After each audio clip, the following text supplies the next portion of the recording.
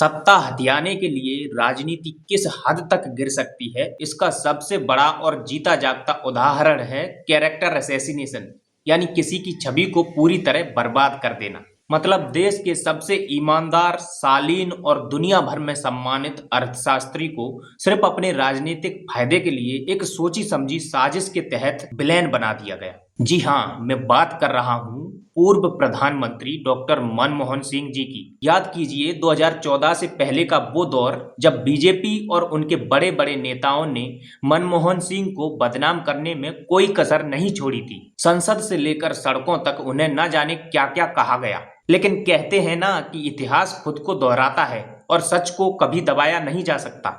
देश की सबसे बड़ी अदालत यानी सुप्रीम कोर्ट ने एक ऐतिहासिक फैसला सुनाया है, जिसने बीजेपी के 12 साल पुराने प्रोपेगेंडा की धज्जियां उड़ा दी हैं।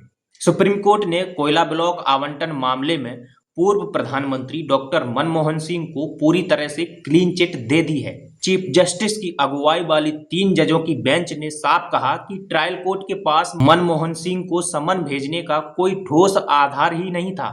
सीबीआई ने तो साल 2014 में ही अपनी क्लोजर रिपोर्ट में उन्हें बेकसूर बता दिया था, लेकिन राजनीति के दबाव में इस केस को जबरदस्ती खींचकर उनकी छवि खराब करने की कोशिश की गई। सबसे बड़ा अफसोस इस बात का है कि बीजेपी की राजनीति पर मनमोहन सिंह ने संसद में एक ऐतिहासिक बात कही थी कि इतिहास मेरे प्रति उतना क्रूर नहीं होगा जितनी मीडिया और विपक्ष रही है। आज उनकी वो बात अक्षर से सच साबित हुई है। लेकिन इस पूरे मामले की सबसे दुखद और शर्मनाक बात यह है कि यह फैसला तब आया है जब डॉक्टर मनमोहन सिंह इस दुनिया में नहीं हैं। उनके निधन के बाद सुप्रीम कोर्ट ने उनके दामन पर लगे इस झूठे दाग को धो दिया है। लेकिन क्या वो ट्रोल आर्मी और वो राजनीतिक पार्टी जिन्होंने सालों तक एक बुजुर्ग को और एक ईमानदार नेता को मानसिक प्रताड़ना दी, क्या आज वो देश से और उनके परिवार से माफी मांगेंगे?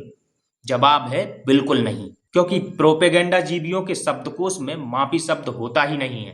इस पूरे सफर से एक बात बिल्कुल साफ होती है कि झूठ की उम्र बहुत छोटी होती है। आप किसी को कुछ समय के लिए बदनाम कर सकते हैं, लेकिन जब देश की सर्वोच्च अदालत और उस मामले की सच्चाई सामने आती है तो सच सूरज की तरह चमकता है।